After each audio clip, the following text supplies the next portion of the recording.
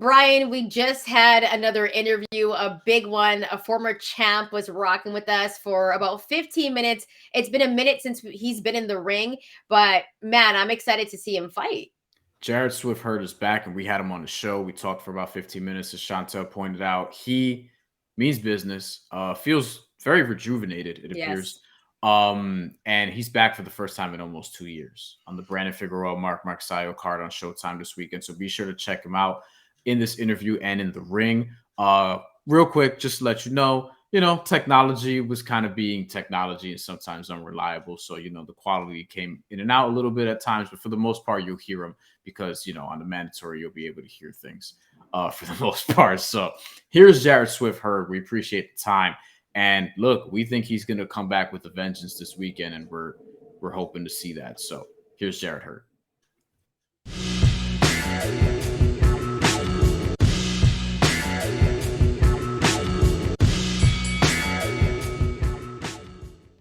Hey, what's up? Welcome back to the Mandatory. We got a very special guest in the house tonight, the first former champion to ever grace the Mandatory, and we're super happy to have him. It's been a minute since he's been in the ring, 21 months, so I know the fans have been feeding. We've been feeding to see him in the ring as well. It's none other than Jarrett Hurd. Jarrett, thank you so much for joining us on the show today. We're really happy to have you, and we're really excited as well to see you back in the ring. Most definitely. Thank you. I appreciate you guys having me on today. And, I mentioned it's been a minute since you've been in the ring, 21 months. What have you been up to during that time? Well, it has been a long layoff. Luis Arias back in June 20 of 2021. And I had the biggest loss of my career. I lost my father. And that was my super long extreme break because things just haven't been the same since he's been gone. He was kind of like the light of this whole boxing thing. I lived with my parents until I'm 32 years old. So I lived with my parents until world champion, #1 in the world.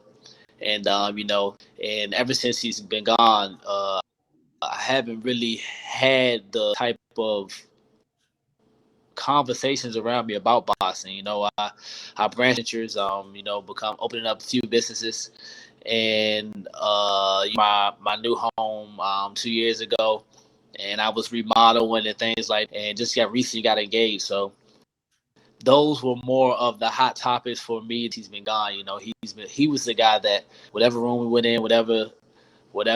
I don't know. Wherever we was at, man, he just always spoke about it and spoke to me. Hey, I was in my game room playing the game with my best friend Emmanuel Savoy. We were sitting there just talking about fighting and boxing and stuff like that. He said, "Man, Jared, if your father was right here, that's all right now, knowing that we sit down not doing anything, man." I didn't run in about maybe months at this time. And ever since that day, I just started hearing the voices in my head of him playing back of the things he'll say to me, like, "Man, did you run today?" Or, "Jerry, nobody's better than you when you in shape." Like stuff like that. It just turned to me finally getting up and going out for a run. And the run turned into me jumping into me putting back on the boxing gloves. Next thing you know, man, I found myself here getting a fight. How excited are you about, because I read a story, and this was a thing on boxingscene.com where you were talking about wanting to dominate this division, this middleweight division, like you did at 154. And, this is like a new breath of life to your career. So how do you feel about, this opportunity you're getting now at middleweight in a new weight class and, trying to become a two-weight world champion now? To be honest with you, many people didn't believe that I'm a world champion at 154, junior middleweight. So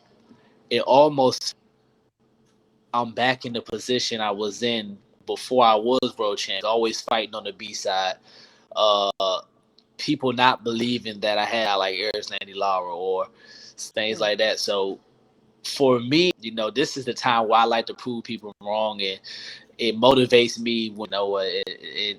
It's something about when I was on top, I was more getting myself out there and giving back to the youth and things like not training the way I usually train. And now it feels like glitz and glamour around me and stuff like that. So it's strictly focused on boxing. This is the position I want to be in, and it's almost feel like it was back before I back at square one. And I can't wait to show everybody, the doubters and everyone who can't accomplish getting the world title at 160. I can't wait to make it happen, man. Yeah, and moving up to 160, there are some names on that list. Of course, you're going to be fighting this weekend against a guy that's really good as well, Resendez, right? What are you expecting from him this weekend? Well, like I said, I was talking to someone earlier. I told them I just found out that they had the same trainer as the guy I fought in my last fight, and I ended up losing a split decision to Luis Arias. And I said, that whatever style they came with or whatever game plan they had, and they're going to try to bring that same game plan in this fight. So I just expect a lot of looping punches, trying to bring the fight to me. And Cindy's, he's from Mexico and he didn't have a lot of success in his only 2 fights. I don't plan on making it any other way when he come back over here in America. So and I was looking this up, right? Like he's somebody who actually is coming down because he fought a lot of his past fights at like super middleweight. So you're going to be dealing with, his power like during the fight. Is that something that, you're obviously bracing for? And, being that you're jumping up to middleweight, not that it's concerning necessarily, but like it's a new challenge. So how have you, I guess, embraced that so far in training camp? Hey, look, man, I got an iron chin. I ain't worried about me. At the end of the day, my 2 losses was split this. And as far as power, I don't see him as a big puncher, so worried much about his power. If anything, I see him being. He's about 23 years old, and I know that could play a big part into things. And I put it like this: the level that I'm on, if I don't go out here and perform the way, it's going to be a wake up call for me because I feel like I'm light years beyond this kid. Yeah, and at 32 years old, if I'm not mistaken, are you feeling like you're in the best shape of your life right now? Oh, the best shape of my life, man. It's actually I had no distractions. It was able to focus strictly on my craft. My previous trainer, Kate Karoma, he was back and forth from Vegas, back and forth from Houston, back and forth from Colorado, and here at home. When I became number 1 in my division, I was training here in my hometown, and now that I'm here, Andrew Council, we're back at home training, man. No traveling, and I like it that way. Some people like to go out. It's just something about being here in my hometown that I love the atmosphere. You talked about being back in your hometown. You love the atmosphere. You're feeling like you're in the best shape right now of your career. And 160 has some, really big names. Who do you eventually want to see at 160? And are there some names that you're looking at on that list where you're like, I'd like to see him on. I like to see him in the ring. Sure, man. Charlo. Yeah. No ands, if and buts. The one in the 154-pound division, that's the one I really, really, really, really want to fight. That I wasn't going to retire unless me and him have to figure out who's the better man. At 154 now, I'm up at 160, and if I can't get him, his brother. So you would come back down at 154 for a shot at Jermell Charlo? I would love to, but to be honest with you, I don't think I could make 154. I was extremely big super middleweight. So for 54, I don't see that happening, but for sure. But I don't know if I can make that weight anymore. But as long as it's a Charlo at some point, or Jermell Charlo specifically, you'll do it. I really want Jermell, but I'll settle for Jermell if it comes to it. Are you? Do you have next weekend's fight circle between Tony Harrison and Tim Tszyu? As in terms of, because you could probably get. I mean, maybe not at 154 since you don't know if you can make that weight, but those are 2 guys potentially that could be on your radar. Maybe Carlos Adames because his next fight got announced. Like, is there anybody else that you're looking at in the middleweight division too? Maybe even a Gennady Golovkin who's still. Got 2 titles in the division. Still doing it, yeah. Man, like I said, the goal is the same. I'm trying to become undisputed. Fight champion, 1 division, becoming a 2-time world champion is another goal of my becoming a world champion off my list. And it doesn't matter, man. It's up and down. It's really whoever has the titles. If Adonis or and I like to see him as well. You know, if J Rock ends up winning the fight, it can be a rematch between me. It all depends who has the belts. That's what I'm after. It's not really a Pacific fighter. It's more of the legacy. You know, you named some really good names on that list. Stylistically, I think you match up very well with any one of the guys that you named. One of the guys you talked about it, like your only losses have been split decisions. Eris Landi Lara is one of those guys that you could possibly even face at 160. Would you ever want to have a rematch with him at 160 just so you could also just not have that chip on your shoulder to be like, yo, like that wasn't a split? Well, hey, you know, so I forgot all about him. Now he has the WBA regular. Yeah. So, hey, look, that of course, man. If we fight of the year, 2018 fight of the year, so of course, man, we can run it back, man. To prove a bad night for him, let's run it back.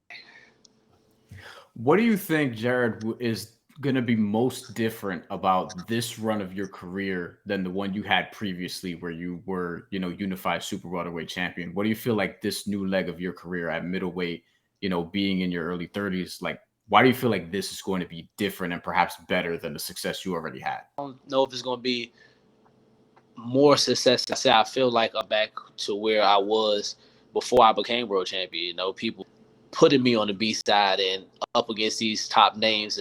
I don't feel like it'll be any much more different. It's going to be me being the underdog, what I did. That's why I took the fight. Me knowing that I had some of the best camps in my life, some of the guys while sparring, and coming out on top. And just out there on fight night that night, knowing what I know, and nobody can see what I'm coming out victorious like always. So I don't see it being too much different. I just see me going to what got me here. You talked about you've been sparring some of the best guys right now in this training camp. Who are some of those guys that you've been sparring? We had Trayvon Marshall. He's also going to be fighting on this card. He's going to have a pretty tough fight this fight. He's fighting against Justin DeLoach. He's stepping up a comp. His name is he fights at 154 as well. Conwell. Yeah. Charles Conwell. I forgot his name. Charles Conwell. So and it's some good guys, man. I don't know if you guys remember Antoine.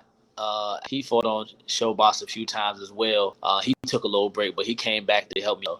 It been some good guys, man. That's a little more heavier than me. And you know what? Before we let you go, I gotta say you're one of the waviest guys in the game. Like when it comes to your entrances, when it comes to your trunks. Like I was even saying, your merch right now looks great. What can we expect from you this weekend when you make your entrance? Like, do you have your song picked out and everything like that? Oh yeah, man. It's not gonna be too theatrical this time, because this fight specifically, I wanted to really focus on just getting back to what people saw me as. You know, I know with this fight, it depends on how the win look. I just can't just win and my teeth. I have to go out here and really show the world that when I was on top of the world at 154, man, I'm moving up to this new division. I had to let the world know that I'm here and I'm a force to be reckoned with. So I didn't really buy it and things like that. It's more just get the win in dramatic fashion. Well, thanks so much for rocking with us for the past 15 minutes. We wish you all the best of luck on your fight, and hopefully we can do this again sometime soon. Absolutely. Thank you so much, man. Appreciate you, Jarrett. Good luck. Appreciate you guys. Thank you.